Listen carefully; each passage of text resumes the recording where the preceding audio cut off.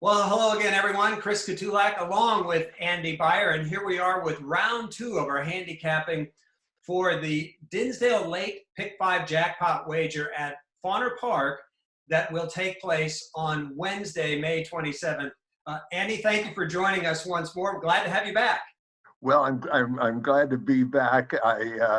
After my previous appearance, where my pick six, where my pick 5 ticket was exterminated after a minute and 14 seconds, I'm going to come back and redeem myself.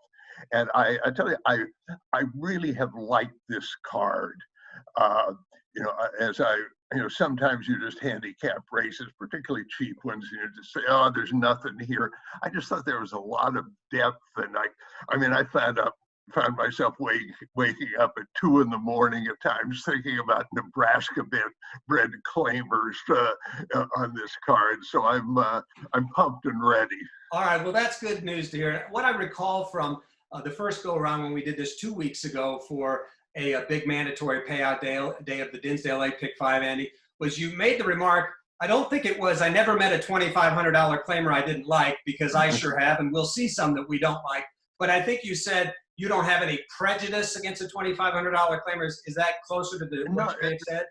I mean, there are subtleties, there is depth, in a lot of the races here, and I've handicapped. I've found a couple nuggets, and they just they happen to pop up in cheap races, but they're just as valid as if you're handicapping the Churchill Downs card on Derby Day. And I probably put more time into this than I usually do in the Churchill Downs card. All right, good. That's well, and maybe it has required it. That's for sure. When we dove into the Pick 5 wager a couple of weeks ago, you and I did not discuss any of our thoughts about the races. So we are going to find out what we think mutually, pun intended, on that. We were remarkably close. Did you find, before we get started, did you find a race where there was a single or a potential single to narrow it down to either one or two horses, Andy? On today's card? Yes. But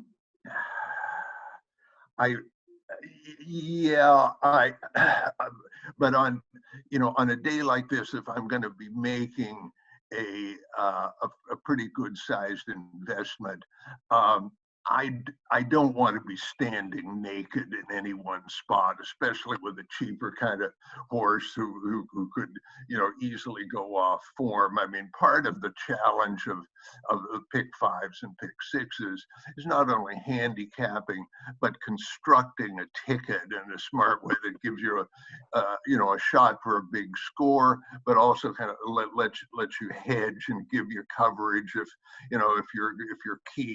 one key horse fails. So I spent a lot of time just mapping out my tickets as well. Well, we've all been vexed or upended or buried by, when you handicap, there are horses that you like that you think can win, and then there are horses you don't like that could win as well. And when you get prejudice and a chip on your shoulder against those ones you don't like, as you said, standing naked. I love that analogy. That takes the dream of being caught in your underwear to the next level. Okay, Mr. Beyer. Oh, by the way, so we're going to go look at the 5th race, which is the first leg of the Dinsdale Lake Pick 5 on Wednesday, May 27th. Did you happen to notice the header in the daily racing form for Absolutely. the wagering options? Gotten a few calls about it. Thanks for the little plug. You bet. Of course, Andy Beyer is an author of a number of horse racing books. He is my idol when it comes to handicapping. His Beyer on Speed, his Picking Winners, his decades of handicapping for the Washington Post, and so on and so forth. So Beyer on Speed, and in this case, it's Beyer on Fawn if you have the daily racing form past performances. So certainly thank you, Andy Beyer, and the daily racing form. All right, it's an allowance, non-winners of 2, going 6.5 furlongs. So they have that long run past the grandstand before they get into their first turn. What are your thoughts here in this race, Andy? Well, I thought looking overall at this Pick 5, for the first 2 legs, look to me to be the shortest priced favorites of the sequence. And in playing a pick five, you really have to have an idea of how you're going to handle big favorites. I mean, do you want to stand alone? Do you want to protect? Do you want to maybe take a stand and and really try aggressively to beat the favorite? Well, when I looked at this race for the first time, I said, "Oh my gosh, this horse leaps off the page." I mean, number 9, Alex of Ice, is almost what I called in one of my books an omni-fig. I mean, every race of his life, he's got a speed figure better than any other horse in this race has run this year. And yet, when I looked at this horse a little more closely, uh, I started having some qualms. He had a lot of good races in 2019 and early 2020. Uh, uh, there were some like negative signs in his past performances. Brad Cox, a top trainer, had dropped him down pretty sharply. Like, let's get rid of this horse. He's laid off perform once. He comes back against a pretty kind of a weakish field at 3-5 and gets beat. It was still a good race. He lost a photo finish, but uh, he was narrowly in front of Drastic in that race, and Drastic's no great shakes. So I look at this horse, and despite all those good races of last year, I'm gonna take that last race at face value and say, this is what Alex of Ice is now. Figure 55, narrowly better than Drastic. Drastic had lost twice to the 3-horse Back Chatter. So it doesn't look like, to me, if you look at it that way, that this horse has a huge edge over the field. And there is a horse I like in here that I think is worth taking a chance at a price against him, and that's number 1, Front Office. Now, at first glance, it doesn't look like much because he's been trounced in allowance races here at Fonner 3 straight times. But every one of those races that he was in was won by a horse who was like a real killer at this level. I mean, those horses, the winners of his last 3 starts were all capable of running a figure in the vicinity of 70. The winner of his last won by 9. Scooter's Boy, who won his next to last start, went on to win 3 in a row. I think this horse has a significant class edge in here, and I'm gonna give him every chance, to beat Alex of Ice. I'm gonna use them in equal strength on my main ticket, and then a couple of the others like Back Chatter and Drastic, I'll use it, in kind of on minor tickets. Got it. Yes, and for people that don't have a lot to spend on this, and it's a mandatory payout, you might want to try to scrap up a little bit more than you could.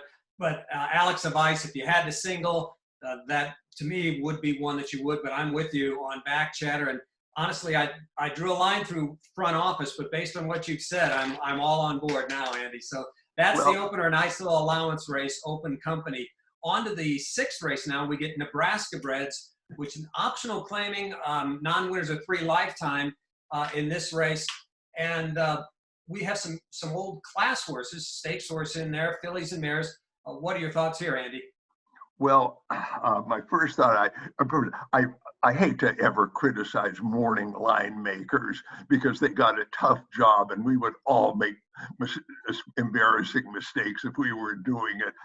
But I would lay 100 to 1 that Judge on the Run is not going to be anywhere near 7-2. I mean, she looks like a 4-5 shot to me. She won her last race, at this level. by 3.5 lengths over the horses who are probably her main contenders in this field.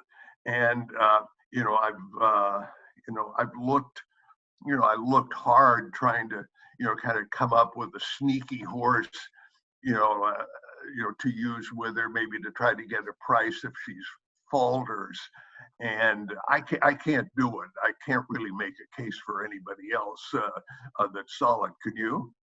Well, actually, I kind of did. First of all, you're right. It is not typically a sophisticated morning line that we see in our program here at the Fonner Park.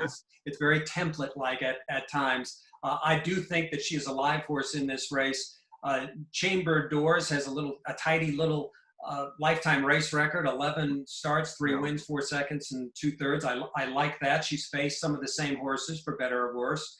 Question marky. We've got a couple sons of Stormcat as a stallion in here, and Mr. Prospector as well. You betcha I'm a bumper on her best day would have rolled over these horses for fun, but she's got a little more age on her. She's a 9-year-old, and she has won already at this meet at the same level. So for me, Andy, this is where I would go, knowing there are about 4 horses in there, including Judge on the Run, that I think could do it. Yeah, 3.5 lengths, which she won by, is a lot of lengths. And I didn't think trip-wise that the other horses had, anything happen to them that to make me think that you could, they could close that gap in the basis of sheer ability. What I do with this, will do with this race, is just to play the other horses in this race, including the 8 Loves of Flying and the 2 we've mentioned, on secondary tickets, so that if Judge on the Run just doesn't fire, which could certainly happen at this level, that I'll be alive. But I just look, I've got like 15 tickets, and Judge on the Run occupies like 70% of my capital, so I'll still have a chance. But if somebody is playing, a small investment on a single ticket, to me, I wouldn't be spreading in here and using up, 50% of or 67% of my money, on horses trying to beat Judge on the Run. I hope the people watching this recorded handicapping session are taking notes, because you are getting bits and pieces and nuggets, if you will, from some of the books that Andy has authored, for sure. And so it's not only handicapping, it's ticket structure also that are coming into play here. Andy, let's move on to the 8th race. This would start the final pick 3 of our Fonner Park 2020 racing season. This is an attractive race in here. Did I skip a race 5? No, we need to go to race 7. I did skip a race. Race 7, incidentally, there is a scratch. Scratch the 4, Memories Galore. So now to the 7th race, $5,000 condition-beaten claimers. Your thoughts here, Andy? Okay, well, I won't knock the morning line maker here. I think Star Hunter probably, figures to be the favorite and is a legitimate one. I mean, she seems to be taking a drop in class, but the horses in that field were really $5,000 claimers at heart. So I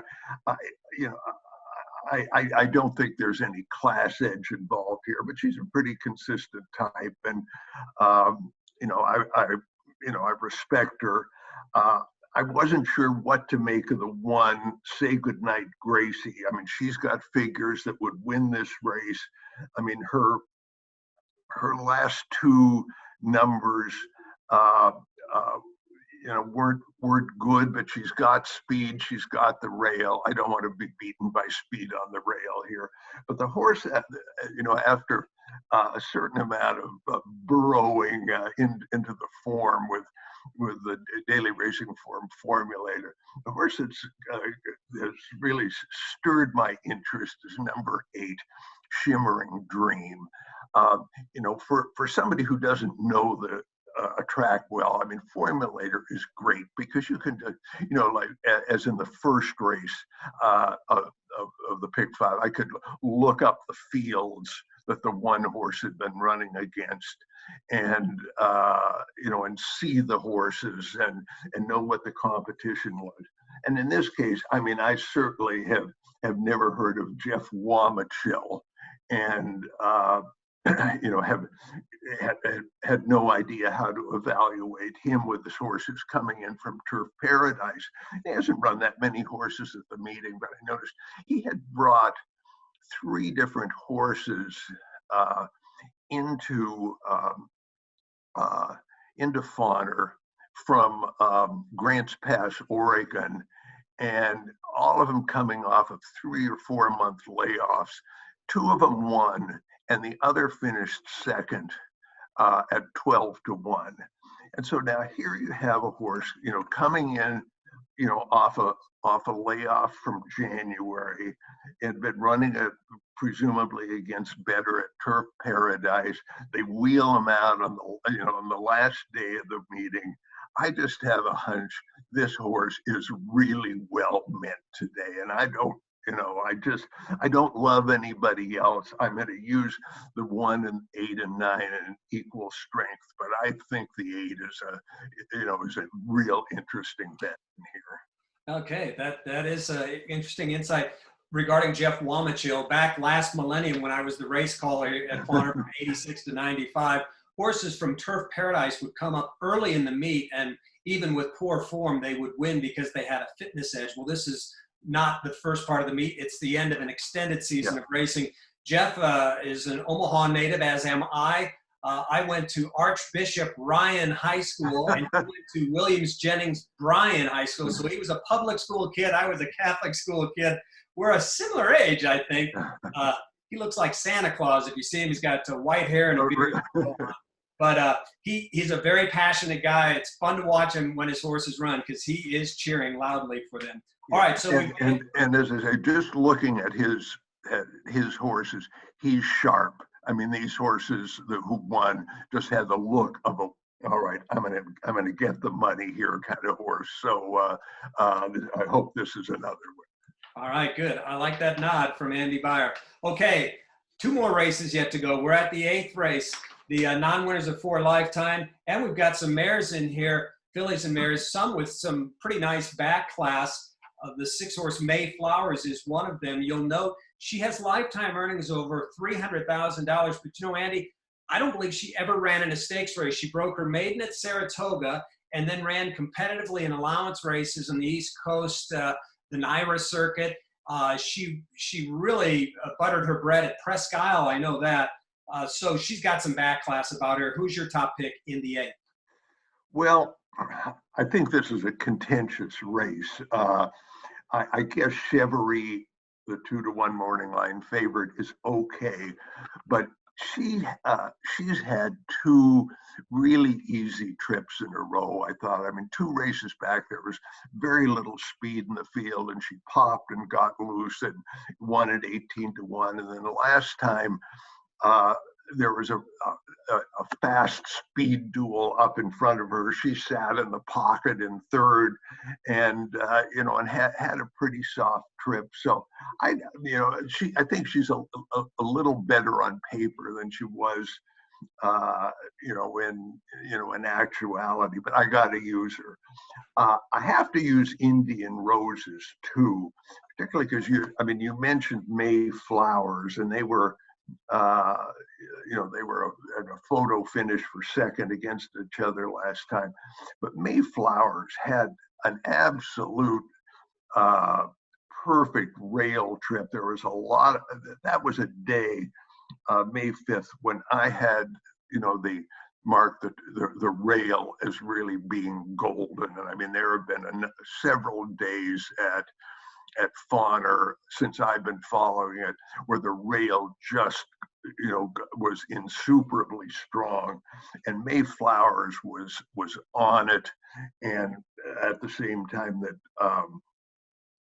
Indian Roses was going 4 wide around the turn. Indian Roses will beat Mayflowers. that I'm confident of, and because of that trip, I mean, Indian Roses will be on my ticket. The the other horse that I am using, and I think maybe leaning toward here, is the 7 Dixie Flower. Um, she she ran in stakes in her last 2 races, and there are some stakes at Fonner that calling them stakes races may be a little bit of a stretch, but Eaton's Memory, who won those 2 stakes, is a real legitimate racehorse, by Bonner standards. She ran in $25,000 to $30,000 company at Houston and Zia, and in that race, I mean, Dixie Flyer was in a duel with a very good horse named Mattapan. I mean, in the stretch, as she was tiring, she got squeezed out. Maybe had a length and a half, 2 lengths worth of trouble. So she's a little better in terms of her figure and her overall dope than what the paper would show. I think she's narrowly the one to beat, and I think will be a bit of a price. But 127 will be my play, and if that old class mare Mayflowers wins, I'm out.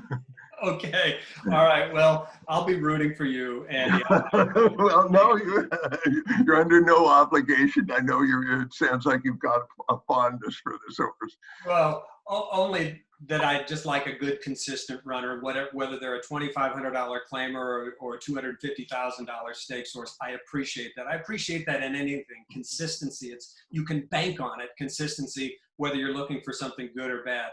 All right, we finish up here with sort of like a kerplunk, $5,000 non-winners, a 2 lifetime race to wrap up the sequence and a remarkable year of racing at Fonner Park.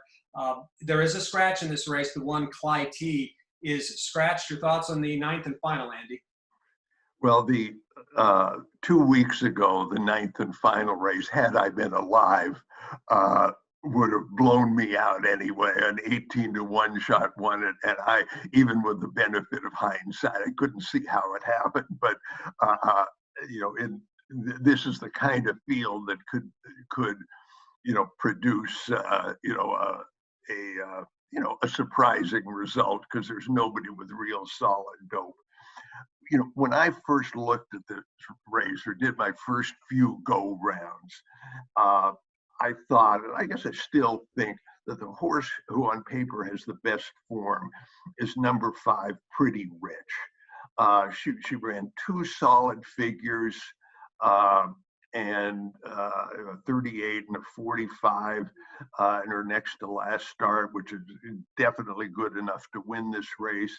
I mean, last time out, that was the super inside speed track of the meeting.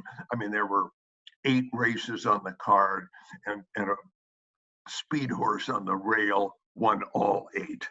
And so she was on the outside and chasing. And so I think I can, upgrade her a bit before that. And then I kept looking at this, at her, and I know that you can't necessarily judge people's performance on the racetrack, just by their stats. There are plenty of times that good trainers or good jockeys, for one reason or another, will go through a bad period and they have, lousy looking statistics, but they're, that they're competent people. But as I looked at Pretty Rich with a 3% trainer and a 6% jockey, I said, geez, I mean, do I want to, have my fate in their hands? And then I noticed another thing that disturbed me. There's, on this entire card of 9 races, there's 1 horse on the card who is not racing on Lasix. pretty rich. And I said, oh, maybe there's a reason, or are they just trying to save on the bet bill? I don't know. But I cooled off on Pretty Rich and said, I've just got a spread in this race. I mean, I think that the 8 SC Angel is okay. She was chasing a pretty fast front runner last time. I mean, she's got good speed, but I have nobody I've got confidence in here. I'm gonna take as many horses as I reasonably can and try to avoid a debacle like the last race on May 3rd. Okay, I would like that. And in the ninth race, the 4-horse Dreaming and Diamonds, there's a couple of things that are really glaring as far as the form, the past performances on this one, and one of which is the horse coming off of 4 furlong races and going back to 6 furlongs. Sometimes the pace can just be too much and the field just runs away from your horse and they can't keep up at 4 furlongs. Going back to 6, and in fact 6.5 furlongs for the 4 Dreaming and Diamonds, I wouldn't want to get all the way down the road and not have her on my ticket. So I like the 4 in there as a bit to help out with the I agree. I mean, I'm not going to get, one thing I'm not going to get beat by in this sequence is by a horse who's a lone front runner. And she is definitely going to be the speed of the race. And, you look back on that April 1st race at Fonner, when she went 6 furlongs unsuccessfully, she hopped a bit at the start, about 2 lengths worth, and then made a big bold move, to open up a 4-length lead. It was not the most well-judged ride, I guess, although I guess maybe that's just the way she has to run. So she's, it was a credible effort at 6 furlongs, but when you look at her 22 race history, she's never done it. So I'm going to use her. She'll be on the lead. I'll take a shot. And one other horse I should mention in here, just because she's kind of lightly raced, but the 3-horse Dan Barite will also be, in the mix for me. She earlier, at her first race of the season, she got a figure of 44 winning here. She finished okay. I mean, the jockey rated her last time, and she closed a little bit, at 4 furlongs. In a field like this, she's 20-1 in the line. I mean, it would not be a shock for a horse like her to win. So she'll be part of my spread. Sure, and she's coming off of a decent close in a 4 furlong race, so that's good there. As we wrap things up here, Andy, I have to tell you, I just continue to get all warm fuzzies in a conversation with you. I've seen you in handicapping seminars. I've seen you on TV. I've seen you in action in the press box, wherever that might be. Read the books and everything. You are what I recall, what I see. You are consistent in that, and I love how you can dive into a race, whether it's Ali Sheba and Ferdinand, Sunday Science and 49er, or Easy Goer, beg your pardon, or the $2,500 claimers. And I appreciate that to no end, Anthony. Well, the 9th race at Fonner on Wednesday could be more important to me than the Kentucky Derby. Who knows? So I'll put my effort into it. Okay, amen on that. Well, there will be no more Wednesday racing at Fonner Park when we come down to 2021. When we get there next year, we'll be back on the Friday, Saturday, and Sunday afternoon of racing. And we sure hope that we have attracted you, Andy, and hopefully some others to play along with us next year when we bring on the Fawn. Thank you so much, Andy Beyer. It's been fun. And we thank the Daily Racing Forum for this opportunity to discuss the Dinsdale Late Pick 5 Jackpot wager, the mandatory payout coming up on Wednesday, the 27th. Thank you all and best of luck.